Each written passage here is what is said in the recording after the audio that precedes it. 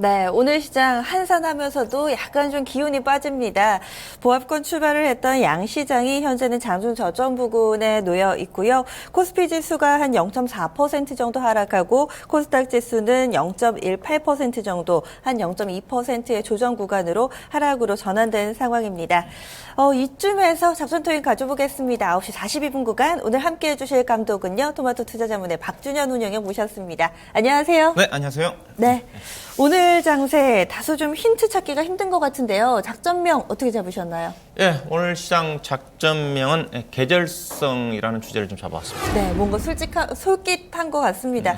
뭐 해외 쪽에서도 이런저런 크게 좀 재료가 없어서 어떻게 투자를 해야 될까 고민이 많이 되실 텐데 계절성이요? 여러 가지 계절성이 있잖아요. 예, 그렇습니다. 근데 12월 달 같은 경우는 거의 계절성에 따라 가지고 주가가 어김없이 반복되는 그런 흐름이 전개되고 있기 때문에 뭐 네. 키를 잡아봤는데 우리나라 시장 자체가 어떻게 보면 크게 보면 2012년도 이후에 박스권이지 않습니까? 거의 뭐 1900에서 2200이기 때문에 예, 계절적으로도 그런 흐름이 지속적으로 전개되고 있는 것 같습니다. 크게 본다 한다면 연초 장세 1, 2, 3월 달 중심으로 중소형 종목들 강세, 4월 달, 5월 달까지 정세되고 또 6월 달, 7월 달 약세, 그다음에 또 11월 달 잠깐 반짝, 12월 달 약 강세 그런 흐름이 전개되는데 특히 이제 12월 달 같은 경우는 여러 가지 요인들이 좀 많이 작용을 합니다. 특히 이제 오늘부터 해가지고 내일 배당락, 그다음에 마지막 폐장일 3일 정도, 그다음에 그렇게 보면 또 연초 시장까지 그래도 반복적인 흐름이 전개되고 있는데 그 부분들이 여러 가지 프로그램 매매라든가 그다음에 배당주의 어떤 등락 과정이라든가 그다음에 1월 효과 때문에 중소형 종목들의 강세라든가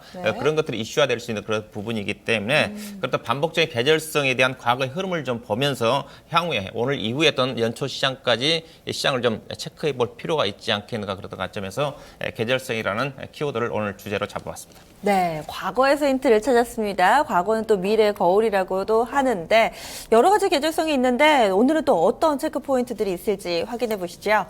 오늘의 포인트는 세 가지입니다. 프로그램 쪽에서도 계절성을 찾아보고요. 또 배당 관련 코멘트 빠질 수가 없겠죠. 마지막으로 중소형의 1월 효과, 중소형주 1월 효과 세 가지입니다. 먼저 첫 번째로 프로그램 계절성입니다. 이 부분은 사실 방송에서 많이 얘기가 좀 안 나왔던 것 같은데 프로그램도 이런 부분이 좀 작용을 하나 봐요. 예, 그렇죠. 거의 뭐 절대적이라고 보시면 될 것 같습니다. 이제 12월 달 배당락이 선물시 만기일이 12월 중순에 좀 지났지만은 대체로 12월 달 같은 경우는 이제 프로그램 배수가 압도적으로 많은 상태에서 연말을 넘어가는 경우가 많습니다. 그 이유 자체가 배당이라고 좀 봐야 되겠죠. 일단은 프로그램 매수로 인한 현물 매수를 통해서 풀로 주식을 가져가서 넘어가는 것 자체가 오히려 선물 매도보다 유리한 그런 부분이기 때문에 항상 연말에는 프로그램 매수가 거의 절대적으로 과거에 그 해에 거의 임계치 고점 수준 정도까지 프로그램 매수가 많이 유입된 상태에 넘어간다 좀 봐야 될 것 같은데요. 올해도 이제 그랬던 움직임들이 전개되고 있습니다. 자, 준비한 표를 좀 보시게 되게 되면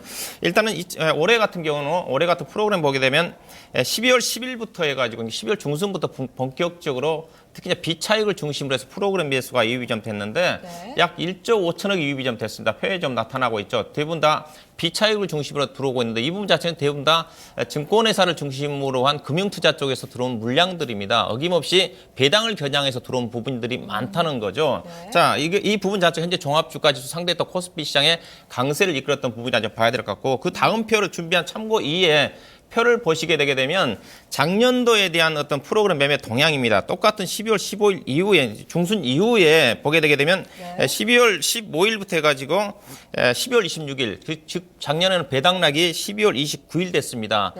작년 12월 26일 오늘로 생각하시면 되겠죠. 그때까지 보면 즉 배당락일 전일까지 작년 같은 경우 1조 2천억 정도의 프로그램 매수가 유입이 됐고요. 그다음에 이제 보시게 되게 되면 내일 이후부터 보신다면 배당락 이후에는 어떻게 전개됐는지가 표에 나타나고 있죠. 즉 29일부터 그렇죠. 배당락 이후에는 압도적으로 프로그램 매도 물량 자체가 배당락이 끝났기 때문에 배당을 겨냥한 물량 자체가 이제 빠져나가는 그런 흐름들이 반복적으로 전개되고 있다는 측면에서 이런 흐름 자체가 과거에도 그런 흐름이 전개됐기 때문에 이런 흐름 자체가 올해도 내년도 연초까지 진행될 가능성이 있다. 즉 프로그램 매도 물량이 배당락 이후에 나오면서 작년 같은 경우는 1월 7일 정도까지 프로그램 매도 물량이 배당 물량장이 빠져나가면서 전반적으로 코스피 시장의 대형주 중심으로 지수가 약세를 보였다. 특히 코스피 같은 경우는 작년도에 말일 종합주가지수 1915포인트 정도 끝났는데 연초까지 배당 물량들이 좀 출회가 좀 되면서 종합주가지수가 1870 정도까지 빠지는 경우가 있었다는 관점에서 이 부분에 대한 프로그램 매매에 대한 계절성 자체도 체크해 볼 필요가 있을 것 같습니다. 사실 이 프로그램하고는요, 코스닥보다는 코스피 쪽에서의 연동이 극도로 높은 편이잖아요. 그렇죠? 예, 그렇죠. 이게 코스피 시장 같은 경우는 대형주들이 상대적으로 12월 달에 중순 이후부터 프로그램 매수 때문에 강세를 보였고 올해 시장도 그런 움직임이 지난주에 흐름이 전개됐지 않습니까? 그리고 코스닥 시장은 상대적으로 특히 올해 같은 경우는 대주주 요건 강화에 따른 그런 우려감들이 먼저 빠져나가면서 선 조정을 좀 받았던 부분이 전개가 좀 되고 있기 때문에 이 시간 이후에는 아무래도 그렇게 흐름을 본다 한다면 코스피 시장의 대형주보다는 중소형 종목들이 또 압도적으로 우위를 보일 가능성이 크다는 부분을 좀 보셔야 될 것 같습니다. 네, 이어서 두 번째입니다. 고배당주의 함정. 어떤 건가요? 이 고배당주도 계절성이 아무래도 좀 나오겠죠. 예, 이것도 반복적으로 전개되는 부분이라 봐야 될 것 같은데요. 고배당주의 함정이라는 것 자체는 일반적으로 이제 내일 배당락이 되지 않습니까? 그렇죠. 배당을 겨냥을 해가지고 이제 들어온 자금들이 꽤 있습니다. 근데 이제 함정이라는 것 자체는 뭐냐면 일단은 배당을 보신 분들이 오늘까지 주식을 사지 않겠습니까? 그렇죠. 고배당. 일단 물론 배당 투자는 유리한 그렇다 부분인데 단기적으로 본다 한다면 고배당주의 함정 자체는 배당을 받은 것 이상으로 주가가 다음 날 빠져버리는 경우입니다. 즉 안 받은 것부터 못하다는 거죠. 네. 표를 보시게 되게 되면 이른바 고배당주로 알려진 종목들 대표로 두산 같은 경우 작년 배당금을 3,000원 이상 주는 회사입니다. 네. 뭐 하이트진로라든가 강원랜드라든가 기업은행 같은 경우 보게 되게 되면 작년 같은 경우 배당락일 주가 배당락 전일 보다 두산 같은 경우는 배당락 전일 주가가 11만 4천 원인데 오히려 배당락 때 배당금은 3,000원밖에 안 주는데 9,000원을 빼버린다는 거죠. 이렇던 부분들 네. 하이트진로 같은 경우도 배당금은 1,000원밖에 안 주는데 1,600원 정도를 주당 빼버리기 때문에 이런 또 부분들이 고배당주에 대해서 반복적으로 전개될 가능성이 크다. 네. 다만 주가 흐름 자체가 작년에 대비해서 두산 같은 경우도 상당히 낮은 수준이고 강원랜드 같은 경우도 상당히 낮은 수준입니다. 그런 것 관점에서 작년 대비해서 상대적으로 배당락 고배당주들이 빠지지는 않겠지만은 이런 또 부분들이 선 반영돼서 오늘 움직임 전개된다 한다면 내일 이후에 이 고배당주 관련 종목들이 배당금 이상으로 주가를 빼버릴 가능성이 반복적으로 전개될 가능성이 크다는 관점에서 고배당 현재 시장에서는 고배당주 가지고 투자를 보다는 내년도 시장을 염두에 두는 내년 시세의 흐름을 좀 보면서 접근하는 전략이 좀 필요하지 않겠나 봐야 될 것 같습니다. 그런데 배당락 쇼크는 보통은 한 일주일 정도 지나면 어느 정도 회복되지 않나요? 네, 그렇죠. 일단은 장기 투자하신 분들은 지금 1년 이게 배당락 함정이라는 자체는 보통 한 달 이내에 배당락 불을 회복하지 않는 경우를 배당락 함정이라고 그러거든요. 네. 하루 이틀로 본다 한다면 단기적으로 본다 한다면 고배당 투자 자체가 의미가 없다는 측면을 좀 말씀 좀 드리고 싶고 장기 투자를 하신 분들은 결국 배당금 빠진 것만큼 또 빠르게 회복될 수가 있는 부분이 있기 때문에 배당금 투자를 해야 되겠지만 단기적인 관점에서는 그런 부분들을 염두에 두실 필요가 있을 것 같습니다. 투자 성향 따라 좀 다르겠네요. 그리고 마지막으로 1월 효과는 지난주에 이 시간에도 얘기해 주셨던 것 같은데 중소형주 다시 한번 좀 봐야 될 시기인 것 같아요. 네, 일단 조금 전에 이제 서두에 이제 프로그램 매매와 관련돼서 좀 연결될 수 있는 네네. 부분인데요. 이 부분 자체도 탁월하게 이런 반복적으로 전개되는 그런 흐름이 나타나고 있다고 좀 보시면 될 것 같습니다.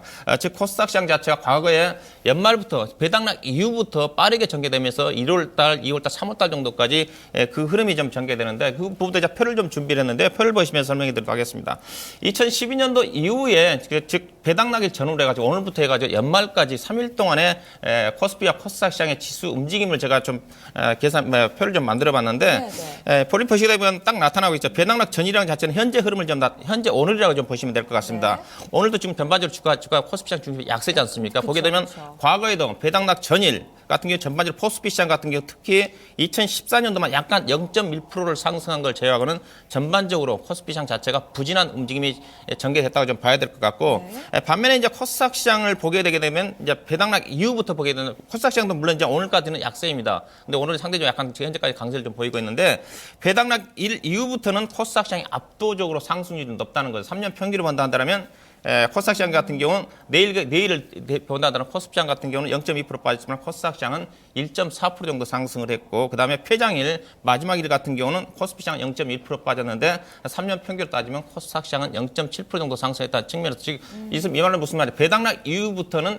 본격적으로 코스피 시장보다는 코스닥 시장을 중심으로 중소형 종목들이 연초 효과가 선 반영이 좀 되면서 압도적으로 강세를 보였다는 관점에서 상대적으로 중소형 종목들의 강세가 내일 이후부터는 더 강하게 전개될 가능성이 크지 않겠는가 그렇던 관점에서 시장을 중소형주에 대해서 주목을 해볼 필요가 있지 않겠다 봐야 될 것 같습니다. 네, 그러면 이쯤에서 전략을 세워봐야 될 것 같은데요. 힌트가 상당히 좀 많이 나왔습니다. 네, 그렇죠. 오늘 장 어떻게 대응해볼까요? 그래서 일단은 오늘 올해 시장 자체는 이제는 거의 다 이제 3일밖에 남지 않은 국면이고 현재 흐름으로 봐서는 대체 미지근하게 넘어갈 가능성이 커 보입니다. 다만 지금 현재 유가 자체가 어느 정도 안정권에 진입을 했기 때문에 그래도 연말까지는 그래도 흐름 자체는 나쁘지 않지 않겠나 봐야 될 것 같고요. 그렇지만 전체적으로 현재 시장보다는 현대차는 2016년도 1월달, 2월달 시장을 대비하는 그런 선제적으로 조금 전에 대형주보다는 중소형 종목들 중심의 1월 효과를 겨냥한 그런 매매 전략이 좀 필요하지 않겠나 봐야 될 것 같고 조금 전에 배당금과 관련해서 지난 현재로는 배당 투자는 좀 늦었다는 관점에서 만약에 배당과 관련된 종목들이 선 반영돼서 움직임이 전개된다 한다면 오늘 같은 경우는 배당을 안 받고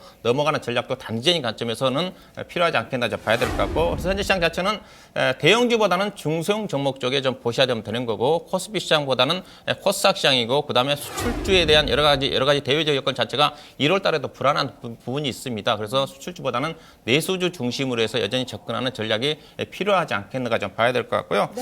그리고 난 이제 업종으로 나온다면 어떤 내수주 관련해서 음식료 업종이라든가 그다음에 유통이라든가 의료 업종이라든가 코스닥 시장 같은 경우는 바이오 헬스케어라든가 제약주라든가 그런 쪽에 그다음에 IT 장비 쪽이라든가 환경 관련 종목 쪽에 선별적으로 종목별로 대응력을 강화하는 그런 매매 전략이 필요하지 않겠는가 봐야 될 것 같습니다. 네, 지금 업종이 상당히 좀 많은데요. 네. 지금 쭉 보니까 대체적으로 좀 한 개로 묶이는 것 같아요. 내수 쪽이죠. 중소형 예, 이렇게 그렇죠. 해서 예. 묶이는 것 같은데 지금 상당히 좀 많아서 그 가운데서 현재 시점에서 좀 더 눈여겨볼 만한 섹터가 있다면 몇 개만 꼽아주세요. 일단 개인적으로 음식료 업종을 좀 주목을 하고 있습니다. 상대적으로 싸 보이는 종목 저는 사조 그룹 쪽에 좀 싸다고 좀 보고 있는 쪽에 사조 산업이라든가 사조 해프라든가 관련 종목 쪽에 좀 보셔야 좀 될 것 같고 그다음에 이제 건자재 관련 종목들이 건설 업종보다는 상대적으로 유리합니다. 또 주가 자체가 최근에 많이 빠졌기 때문에 또 내수 관련 섹터이고 또 유가 하락에 상대적으로 수혜를 받는 쪽이 페인트 관련 종목들 오늘 조광 페인트라든가 노루 페인트라는 종목들이 괜찮거든요. 그다음에 나무 목재 쪽에 건자재 쪽 같은 경우는 어떤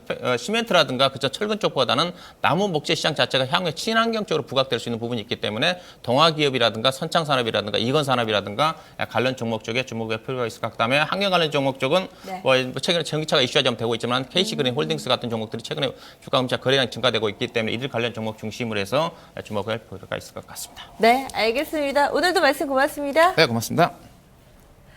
오늘의 감독은 토마토 투자자분의 박준현 운용역이었습니다. 작전명 계절성으로 세워봤는데요. 계절성이 작용하는 구간, 배당이라든지 프로그램 상당히 좀 많습니다. 이런 부분을 모두 다 감안해 봤을 때 오늘의 전략은요. 지금 이 배당주들, 이 고배당주의 함정에 주의할 필요가 있고요. 전반적으로는 중소형 내수주에 포커스 맞출 것을 권했습니다.